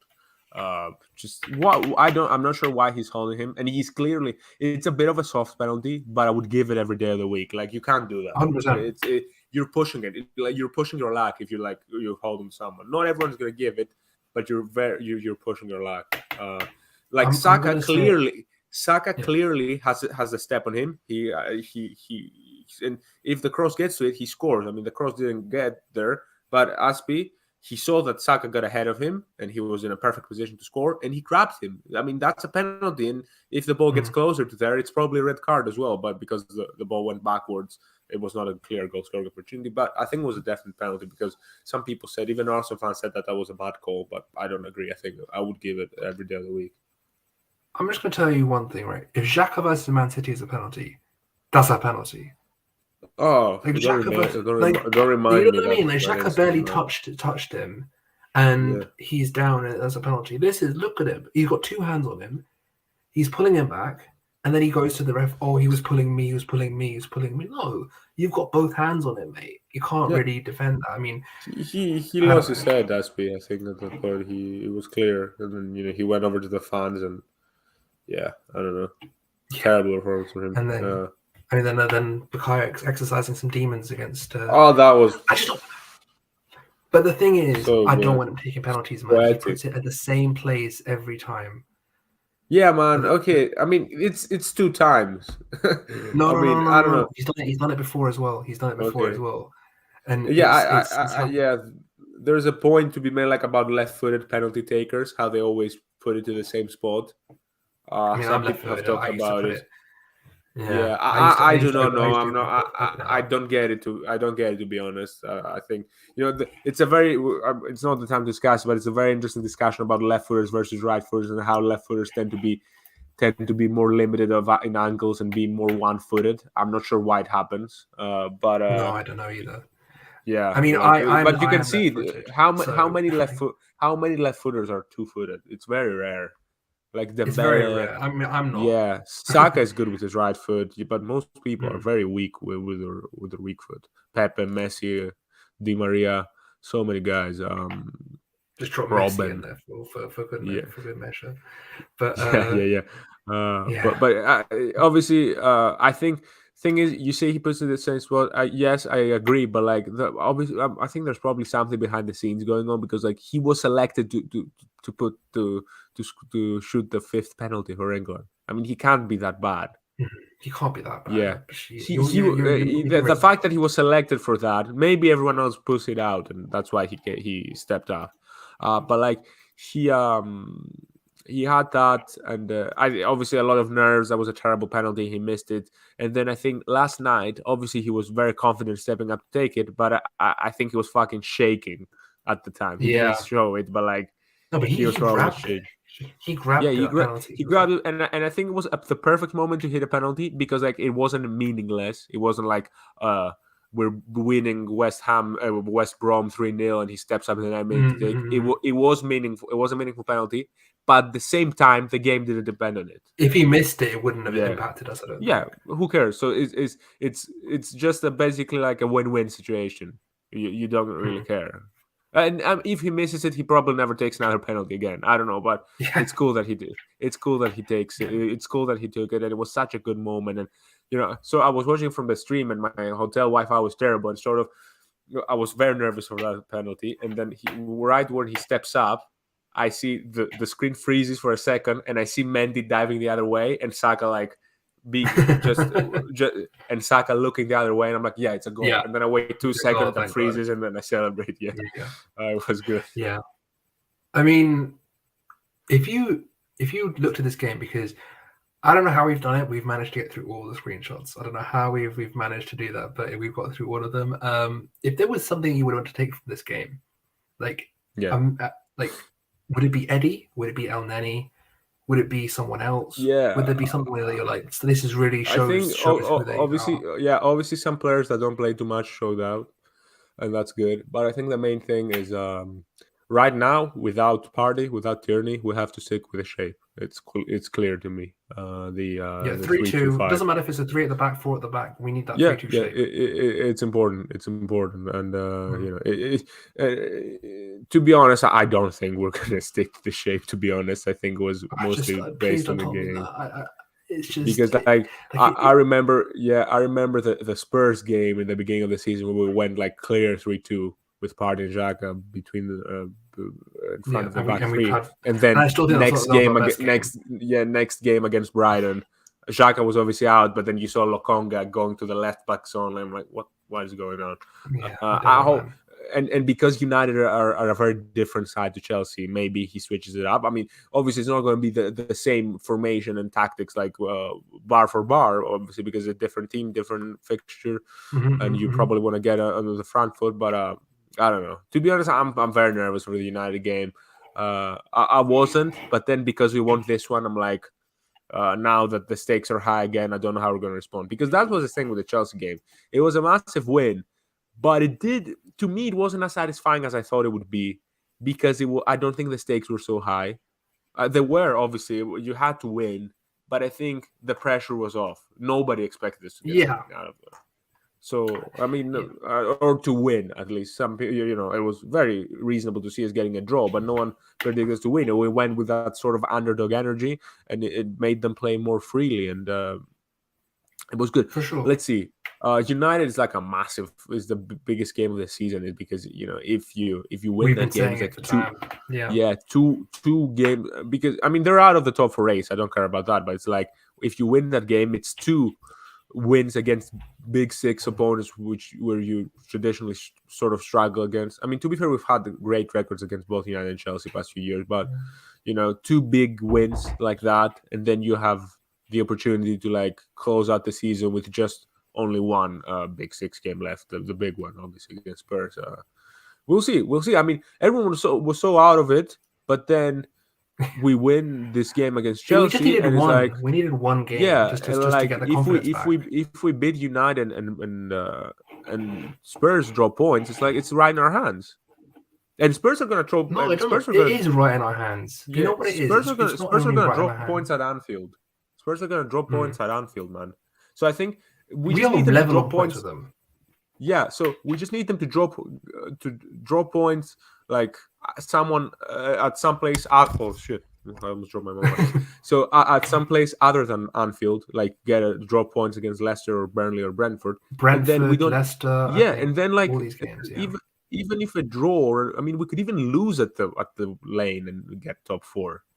I mean, it could happen. Yeah, I mean, It's I think that there's I'd a lot of rather twists and turns. Yeah, I'd rather play safe and get a draw there at least. But like we could, for if sure. there's a very reasonable scenario that say we don't even need a win there. But then 100%. No, obviously, but this is the thing.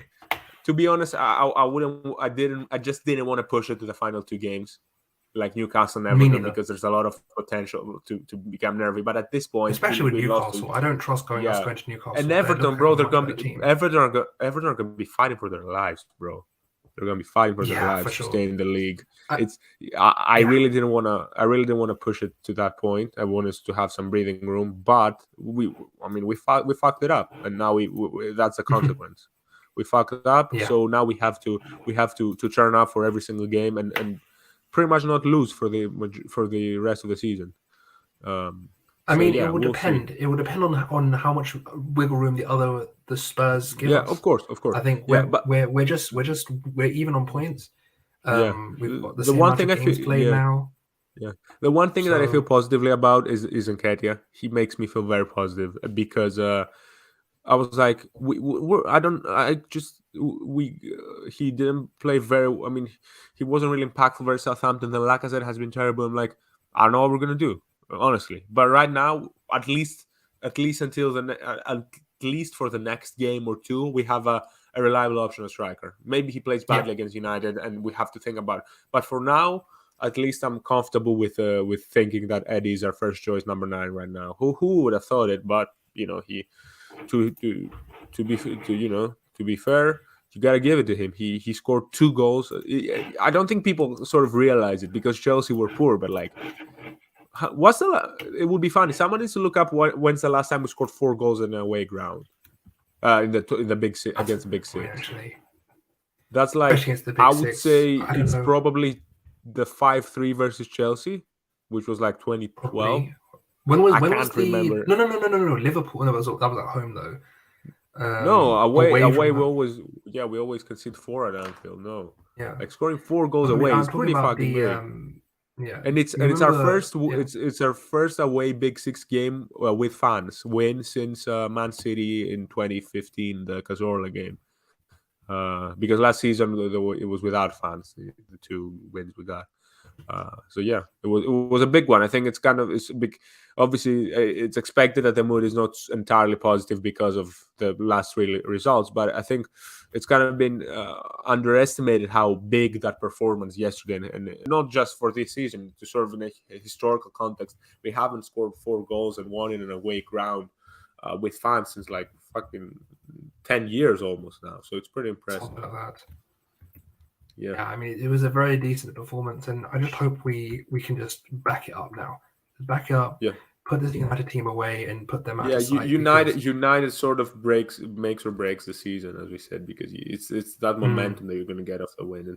And I'm going to say it from now. If we don't win against United, I will lose any hope of top 4. You think? Not mathematically. It's not going to be gone because we could still win at Spurs. But it's like I'm not going to be able to believe that this team will do it because it was these 3 games which pretty much took most of my belief away. But then it was like, okay, we'll see what we'll do at Chelsea, and then we win at Chelsea. But then, so we're now back up.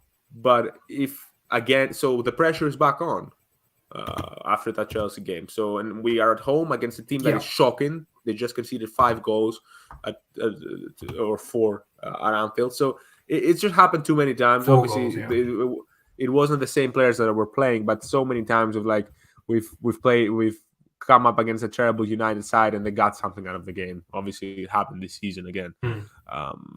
the 3-2 horrible game, and now there's not even a chance. I mean, there is a chance, but I don't think it's likely they're gonna pass us. They're out of the race, but we have to win that game for our sake, and not just to stay ahead of them for top 4 race. I don't know. It's gonna go to the wire. It's gonna be horrible for my nerves and everything. It does. I really don't think it does. I feel like come on, man. Bro, no, let me tell you why. Let me tell you why. After Southampton, you said we're not going to get top 4 after Southampton. I think you did. I didn't say that. Really? No, I didn't say that. No. I said we need to win. I said we need to get points. I wasn't even at the beach on Southampton. Yeah, maybe it was. I think it was someone else that always talks about top 4 said that top 4. It was probably Oscar or someone. It wasn't me. Yeah, no, it was on the sensible GC. Yeah, but if it was sensible, then it definitely wasn't me. But the point is, I just think that if you look at how Spurs have, and I just feel like if you look at how they compete against low block teams, and I feel like there are teams that are going to come up that just don't look the same. Leicester, I think, is going to be a challenge. I think for Spurs, for Spurs, I think that Brentford will be a challenge. I think obviously Liverpool will be a massive challenge. I mean, I feel like if we, because the thing is, I feel like our United game is equivalent to their Liverpool game.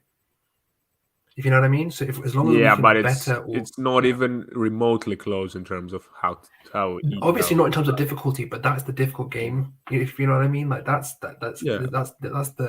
why I think it's sort of like. Would you say it's genuinely like throw like the fact that it's a big game and everything in the video? Would you say that like it's tougher than the West Ham away game? No, I would say it's tougher because it's just that there's this big chance that we just lose our heads because it's a big game. It just happens, and I'm not saying that we're bottlers or anything. It's just a very young team. It's bound to happen at some point. It happened. I think it's very tough to determine our form, but I think it's a bit easier to determine Spurs' form because you can see the weaknesses and the strengths of that team.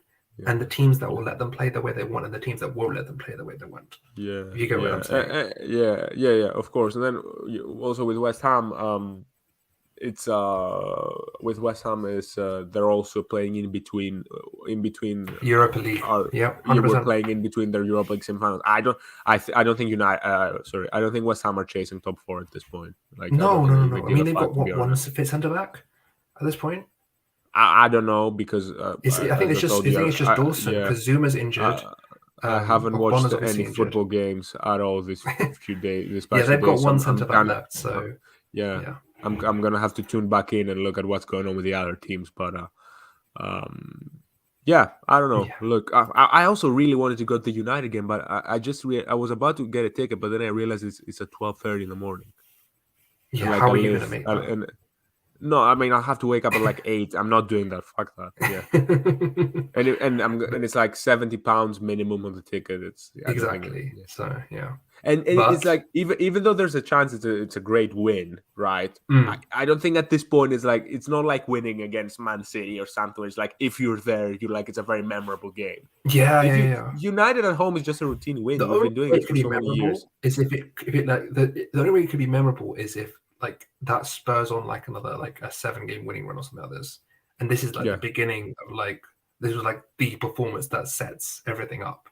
I mean, obviously Chelsea had but we just beat Chelsea 4 goals. This is what I'm saying. This is why this was what I was going to say next. And I was going to say, but that's not even the case because we just beat Chelsea.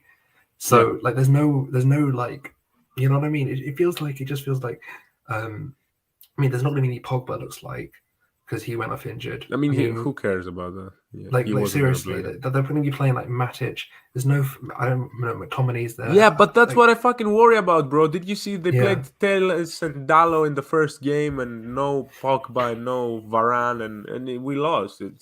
Yeah. It's I would actually feel more confident if they had their full team. You remember when we played them last year at the Old Trafford, and they had Yeah, of just come course. off of Elneny masterclass. yeah, and they had just beaten Leipzig 5-0 in the Champions League, Yeah. and they had their full team playing with like Pogba and Bruno, and everyone was playing was in great form, and we beat them. Yeah, I don't think it's a case of like we every time it's so many times from the Rashford game in 2016 where it was like they were playing half their youth team and we lost. It's ever since then it has happened so many times that United are just terrible, and we just give the win to them for no reason. Um, there was a very memorable one, 2-1 loss at the Emirates, and obviously there was a 3-1 loss with the De Gea game. Yeah. Where we got I was 5 behind XG. De Gea. I was Oh behind shit, De bro! Gea. I was Yeah, behind De Gea for that that's second half. Do you, like if you look at like the I think that there's one save where literally it's in the corner and he saves it with his weak hand. You can see me like I'm like this in the corner, yeah. and yeah, like Yeah. that was horrible. But Yeah, yeah, there are just so many games where we faced them. There was another memorable one in 2014. It was Sanchez's first year where we faced them at the Emirates, and they were very bad. They started like Paddy McNair and Tyler Blackett and some guy. I can't remember yeah, what was his name, but they played a terrible side. It was the year they got Di Maria and Falcao, and they were terrible. We played a terrible side, yeah. and they just Wayne Rooney got 2 goals in transition or something, and Giroud got one back in the stoppage time, but it was it has Don't happened too jinx many it. times. So I'm not jinxing it. I'm just saying I'm not gonna get No, too no, excited. this. Oh yeah. Oh okay. Yeah. I don't know. Yeah, Someone we said don't know. McTominay's back. Is that true? Varane, really? I don't know. I thought all these guys. Yeah. I saw Goldbridge earlier, and he started Lindelof and Varane. So Yeah, because maybe. he hates Maguire. I don't think it's. Yeah, I don't Yeah. think it's like because I don't think there's any chance Maguire and stuff. By the way, the game is in like 2 days. It's pretty I close know it's right now. mental. We're going to be doing the preview tomorrow for it. It's like so tomorrow's Friday. It's like 30 something hours. It's pretty crazy. It's mental, isn't Yeah, it? yeah, and then we just played yesterday. Wow. Yeah. It's a So lot. yeah, I don't think I'm gonna make the game because This is what Arteta was complaining it's about too because Tuchel expensive. came onto Yeah. him. But Yeah. how funny Fuck those guys. was Yeah. Tuchel yesterday? How funny was he Yeah. yesterday? Tuchel It is was just a the very unlikable bloke, I think, and I think he literally he's going. even though he's done an incredible job at Chelsea, right? But I Yeah, think some fans, no, the Chelsea fans don't like him that much, bro. I'm just gonna say, I I've don't talked with a think lot of so, Chelsea man. fans. They don't like him that much, and We a it's lot of not. Chelsea fans. It's not just about obviously it hasn't been an incredible season in terms of results and performances, and he's dropped some people's favorite players and all that. I get it. So there are certain Mm. sections like him, but in general, like imagine if Arteta had won a Champions League here, like no matter what he did, Champions League and then third place the next year. It's like we would be treating him like he's the emperor of God, London. Yeah, the new god, the president, the prime minister of England. It's like we would treat him like he's god. I Like mean, the guy that with, won with Tuchel, their first and Champions League, they yeah, treated like shit. He was like a club legend, Di Matteo. yeah, yeah. He was a club legend. They treated him like shit after they won the Yeah, Champions League. obviously it's a Chelsea thing, but what I was saying, I think with Tuchel, the reason I think even though he's done such a great job, I think a part of it's like he's a very likable bloke in general. Whereas Arteta has this war I mean, did you see moments his where excuses, yeah, bro, come on, what the fuck is he bro? talking about? That's his pitch. It's him and Conte do it. These excuses are horrible, man, and they Mourinho put does it as pressure. well. And Mourinho, yeah, I hate these coaches that like put pressure on their club like that. It's like, well, yeah, our pitch is terrible and we haven't bought any players and the players are not playing well. Lampard was playing the Everton players. Come on, man, just stop doing that. Lampard is Ar- just don't Ar- get me started. Arteta has had some terrible moments where he could just blame everyone, other than him, and he has never blamed other people. Like the one time that people got pissed off at him for a press conference was when he called out Pepe after that damn red card last Yeah, season. But he's generally, even though he's gone through so much shit, Arsenal, he hasn't blamed other people. He hasn't. I mean, he's blamed the referees a lot, but I think that's fair, and I don't think there's any coach in the world doesn't blame referees. That doesn't do that. The funny thing was that do you remember there was a couple of moments, the Burnley pitch one and the Everton numbers one. Do you remember?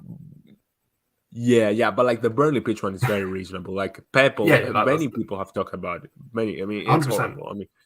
Yeah, many people have talked about it. It's not like but like to say that your own pitch is bad, it's like it's bullshit. Even if it's true, don't say that, bro. Don't say that. It's like it's. I'm not saying like it's disrespectful to the club, but it's not a good look. It's to get it out. It's you're shifting, and they didn't lose because the pitch was bad, right? Okay, they not. It's not like they couldn't pass the ball. And Arsenal players played in the same pitch, and they played the same style of football. It's not like with Burnley that Burnley have this terrible pitch on purpose because they play hoofball. Arsenal played the exact same brand of football as Chelsea. So I don't see how it benefited Arsenal. The fact. No, and you know what it is? Everyone was slipping and sliding, even Arsenal players. Yeah, like honestly. The main thing for me was what was annoying me was we gave them 3 goals and they scored 1. Bro, we pressed you for those goals. Yeah. Malang Sarr had pressure on him for that 3rd goal. Elneny and Gabriel put pressure on Christensen for that 1st goal. We could have scored more, bro. That's the thing. We got incredible opportunities in transition. The Cedric one at the end. God, we had more chances, so yeah, it's bullshit. We just thoroughly outplayed them. they just didn't create much. It's the truth. Like Tuchel should be able to admit that. It's not that big a deal.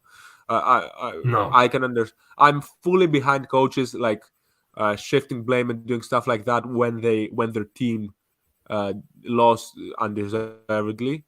Missing chances or refereeing mistakes, stuff like that. I get that because it's dumb to just sit there and take all the blame, even though it's not your fault. I mean, some people do it, but like if you just, it was like other sports reference, but we talked about the Philly Raptors series earlier, and like Raptors have been losing they lost their first 2 games by like 20 points, and their head coach was blaming the referees. Bro, if you lose by for anyone that watches basketball, if you lose by that doesn't watch basketball, if you lose by 20 basically points, a blowout. That's like losing 3-0, right? Yeah. So it's like if you're gonna lose like that, you're not. Maybe the refs were on your side, but it's that you didn't lose because of the refs. You didn't do something right. Yeah, of course. So like, obviously the refs go on. Yeah, I'm just rambling on. No, I was just gonna say with the refs, it's very much an Arsenal thing. Like we have this thing, like especially with Xhaka, especially with I'm going to say it again, the David Luiz knee last year. That was probably one of my favorite Arteta performances until that happened. We were on top of that game, and it was just so good to see us, move and do things properly. Oh, I think we've lost him. Have we lost Nick? Someone in the comments tell me if we lost Nick or if it's me. But yeah, I think we're gonna leave it there actually because I wanna make sure that we get Nick back though if he is around. I just want to make sure that you check out his stuff because he does a lot of stuff. It's very awkward without him here, but he's gone. But do check out Nick though, because Nick does a lot of great stuff. He's on Twitter. His Twitter will be in the description at NS Football, and he's back. We've lost him. He's back. And everything blacked out. I wanted just to make sure you got all your stuff out because I know you do a lot of great stuff on Football Idealists.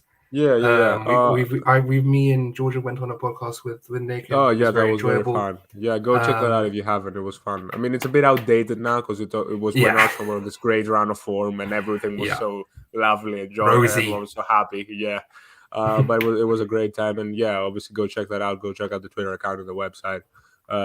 My ad is on the screen right now, so if you want, you can. It will be in the description as soon as we finish this. I'll put it in the description. Yeah, I tweet a lot of stuff about football and Arsenal and stuff like that.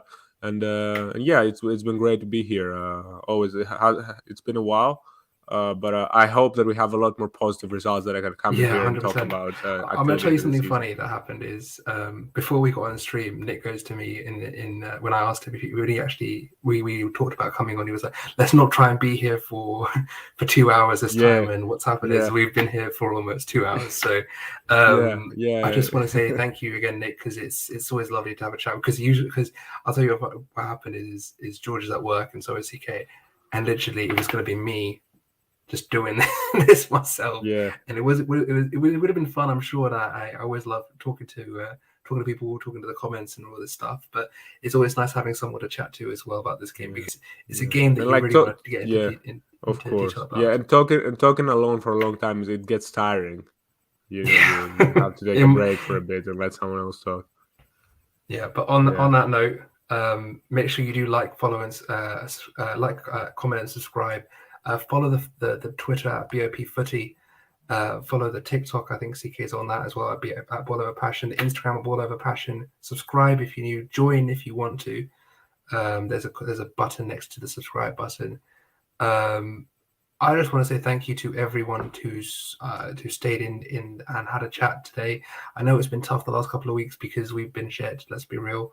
I know this is probably going to be a more tough times to come, but stick with us. We've got a lot of stuff we're going to try and keep things going, and hopefully we'll end the season on a positive note. But for now, thank you again to Nick, but it's time to go. So I'll see you soon, and we will see you tomorrow for the United preview. So, bye now. Thanks for watching.